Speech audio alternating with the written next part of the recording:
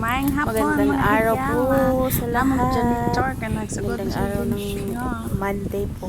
Ayan po yung kasapartner ko po. Yan siya po yung araw-araw na nagmamapichan.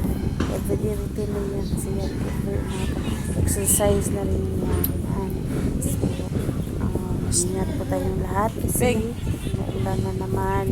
Mag-ingat kayo yung sa tabi ng mga ilog. Mag-ingat po tayong lahat. Sabi kasi niya pagod na daw siya kahit na yung niya kalakang irereklamo. Sabi ko sa kunti pa lang yan na irereklamo. Ayan,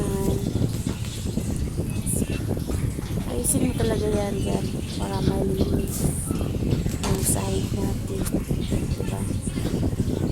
May janitor na kami ba ng haya.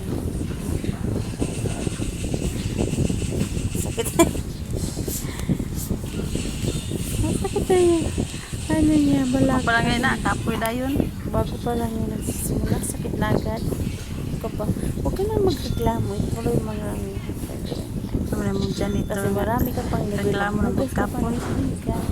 magwawalis ka pa dun sa labas, magdidilig ka pa ng mga halaman sa labas, diba?